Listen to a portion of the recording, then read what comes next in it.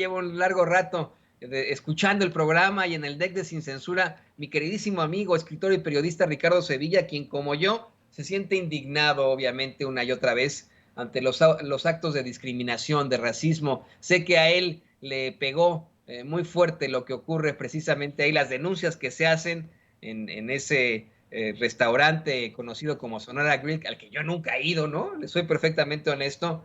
Yo nunca he ido al Sonora Grill porque justo comenzaba a tener su apogeo cuando por fin me vine ya acá a Estados Unidos de por vida, ¿no? Entonces yo nunca he comido ahí, pero este es uno de los tantos actos que se denuncian de racismo. Lo vamos a platicar en unos momentos más, pero déjeme primero darle la bienvenida a nuestro queridísimo compañero, escritor y periodista Ricardo Sevilla. Ricardo, bienvenido a Sin Censura.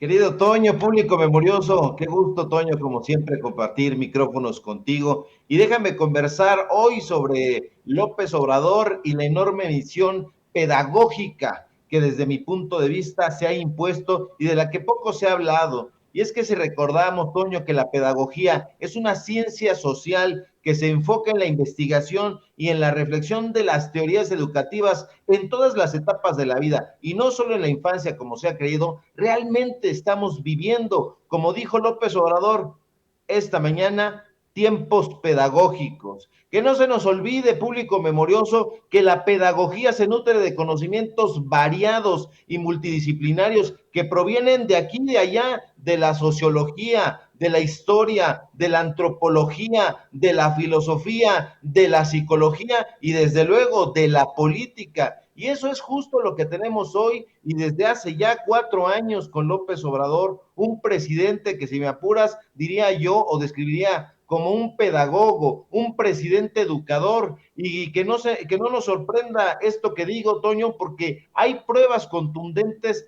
de que el presidente se ha comportado como todo un pedagogo. Todas las mañanas López Obrador, además de informarle al pueblo sobre los trabajos que realiza su gobierno, además de darle acompañamiento a los casos que lleva, imparte clases de sociología, de periodismo, de literatura, de historia y sobre todo, insisto, de política. De hecho, si hubiera que colocar al presidente mexicano en una tradición sociológica, yo me atrevería a inscribirlo, Toño, en la pedagogía crítica, que como muchos saben, es una corriente pedagógica que engloba a la filosofía de la educación e invita sobre todo a impulsar los movimientos sociales, a hacer conciencia social. Y es que, fíjate, Toño, qué interesante, la pedagogía crítica, al contrario de la llamada educación bancaria, que es lo que practican sangrienta y tosudamente los neoliberales, rebate la idea, aquella idea de que el conocimiento es lo política neutral, y argumenta todo lo contrario, que la enseñanza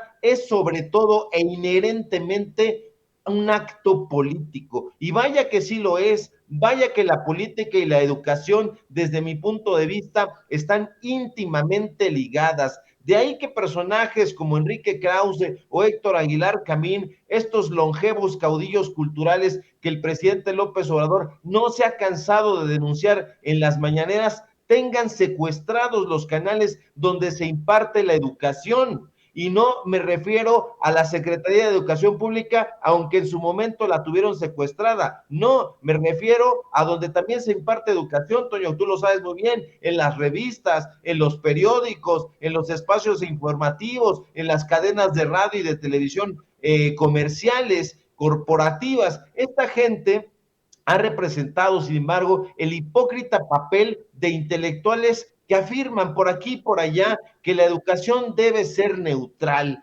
Pero eso solo es una farsa, una mascarada, Toño, porque yo pregunto, ¿qué acontecimiento cotidiano, por irrelevante que aparentemente sea, deja de ser político? ¿Qué agente educativo y social no es tocado y afectado por la política? Y te apuro la respuesta, mi respuesta, si se quiere, ninguno. Y es que no hay argumentos mínimamente sólidos, Toño, que puedan sostener hoy el mito, esa falacia de la neutralidad, aunque curiosamente, desde luego, quienes más alardean de esta neutralidad suelen ser, ya lo hemos visto, personajes que defienden intereses económicos, intereses políticos, intereses de grupo, poderosos, perversos y muchas veces inconfesables. Ahora bien, aquí es importantísimo, Toño, mencionar el enorme papel que han jugado los claustros universitarios. Y es que las universidades son las instituciones políticas de la sociedad por excelencia. Los neoliberales, con esa mezcla de conservadurismo y progresismo de opereta, han querido engañar al pueblo diciéndole que en las universidades el cuerpo docente imparte conocimientos neutrales para que el alumnado se haga su propia idea. Sí, cómo no, por supuesto que no. Y esto es una tontería que debemos rebatir con vigor, acaso con saña. Y es que seamos enfáticos, Toño, en las escuelas y universidades se expresan y actúan grupos sociales con visiones, con ideologías y con proyectos de país muy claros. ¿O a poco sí nos creemos el cuento de que el Colegio de México, por ejemplo, que surgió con la ideología tatuada de la Casa de España en México, imparte cursos neutralísimos y no defiende ningún interés de grupo? Por favor, sus ideólogos eran españoles y fue fundado precisamente por el gobierno del militar Manuel Ávila Camacho. ¿O a poco sí nos creemos que la Universidad Iberoamericana, la Ibero, que es una universidad privada confiada a la Compañía de Jesús, realmente está encargada de difundir un conocimiento libre y neutral para que se logre, como cacarean, una sociedad más libre, productiva, justa y solidaria? No, para nada, eso es un cuento chino. Yo di clases ahí, la neutralidad de esta y otras universidades privadas es un cuento chino, no hay neutralidad. Las escuelas privadas, Toño, tú lo sabes muy bien, son organizaciones dedicadas a la generación, pero también a la transmisión del conocimiento, y es un conocimiento específico y con claros tintes ideológicos. En la UNAM, por ejemplo, donde tu servidor estudió, hubo un tiempo en que la educación recibida en esa universidad era estigmatizada, rechazada y condenada como una patología indeseable. De hecho, los egresados y egresadas nos topábamos, y todavía se topan los egresados y egresadas, con un muro de intolerancia cuando salen a tratar de adscribirse al mundo laboral. Tú lo recordarás, querido Toño, y con nosotros mucha gente. Había anuncios de trabajo que decían: no egresados de la UNAM, no egresados de la UAM, no egresados incluso del Instituto Politécnico Decía, Nacional. decían, Para UNAM, beneficiar a las absténganse, clases así decían los dominantes, mensajes. A mí la me acuerdo de reflexión eso, me da mucho académica coraje, sobre tienes la toda la razón. educación Decía, superior UNAM, se adscribió, absténganse, Toño, así decían. durante décadas al paradigma político del apoliticismo, pero era una patraña para contener a los jóvenes y a los movimientos sociales, una fábula ramplona que estuvo creada para favorecer a los empresarios y a sus compañías. Hoy mismo, sí, hoy mismo basta revisar los códigos de conducta de la mayoría de las empresas para que nos demos cuenta de todas las amenazas veladas que contienen. El trabajador no podrá realizar actos políticos ni de propaganda en la empresa, nos dicen. Los empleados no podrán congregarse en uniones sindicales, amenazan. Y si lo hacen, corren el riesgo de perder sus empleos. No es gratuito, Toño, que los movimientos estudiantiles de los años 60 y 70 hayan centrado su lucha precisamente en que se reconociera la politicidad de las universidades y que se legitimaran los estudios y análisis desde perspectivas políticas.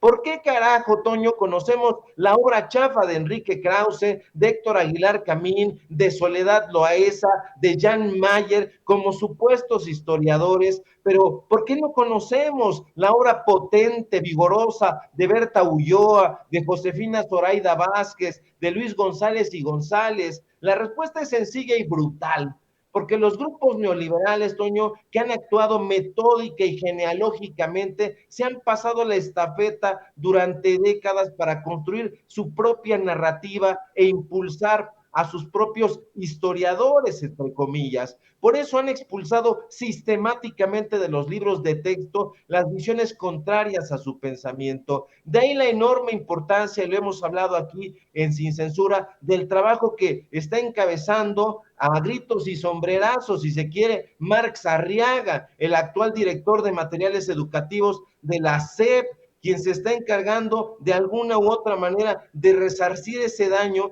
que durante decenios le ha infligido los grupos Nexos y Letras Libres a nuestra nación. De ahí, desde luego, la enorme importancia, insisto, del presidente educador López Obrador, que todos los días, sin prisas pero sin pausa, no cesa en su afán pedagógico, un presidente que con una enorme formación intelectual, le encabrone a quien le encabrone, se pasea cómodamente de la obra de Lev Tolstoy a Stephen Zweig, de Ignacio Ramírez a Ricardo Flores Magón y de Ignacio Manuel Altamirano a Justo Sierra. Hasta los chingados neoliberales de Letras Libres han sido leídos por el propio presidente. Ha hablado de Julián Herbert y de otros personajes. Y justo por eso, Toño, estamos viviendo, como diría Stephen Zweig, y como tanto insiste el presidente, momentos estelares. De hecho, momentos estelares de la humanidad. Es en definitiva, y te decía que yo me acuerdo de esos mensajes que ponían en las bolsas de trabajo, que decían, UNAM, absténganse. Eso, cómo daba coraje, querido Ricardo. Así, así son. Pero bueno, pues ni hablar con este tipo de situaciones. Te pido, por favor, querido Ricardo, que nos compartas tus redes sociales para que la gente se ponga en contacto contigo. ¿Qué andas haciendo? ¿Qué andas escribiendo? ¿Cuál es la próxima investigación? Ya mañana es miércoles de investigación especial aquí en Sin Censura. Así es, querido Toño, como siempre un placer saludarte y compartir micrófonos contigo. Sí, estamos en la preparación ya desde hace una semana de esta nueva investigación. Mañana la damos a conocer aquí en la familia Sin Censura. Mientras tanto, síganos aquí desde luego en Sin Censura, donde estamos participando al filo de las 11 de la mañana, entre 11 y 12, dependiendo de la información. Síganme por favor en los datos duros MX, este informativo que tenemos de lunes a viernes en punto de las 8:30, y síganme por favor también en mis redes sociales, @Sevilla Crítico en Twitter, Ricardo Sevilla, así nada más en Facebook, en el diario Basta, donde estamos escribiendo todos los días una columna y también reportajes. Estamos que no paramos. Íbamos a arrancar un programa informativo en Basta el día de ayer, pero nos dio COVID, entonces lo vamos a inaugurar en un par de días más, pero estamos trabajando también a todo vapor, porque son tiempos de definiciones, querido Toño, y hay que impulsar la transformación desde nuestras trincheras, que son el periodismo independiente. Te mando un fuerte abrazo a la audiencia, al público memorioso y a toda la gente en producción. Un abrazo, querido Ricardo Sevilla, escritor, gran periodista aquí en Sin Censura, y bueno, también uno de esos verdaderos valores en el periodismo que constantemente nos revelan situaciones con todos los datos, con todo el rigor. Muchas gracias a Ricardo Sevilla.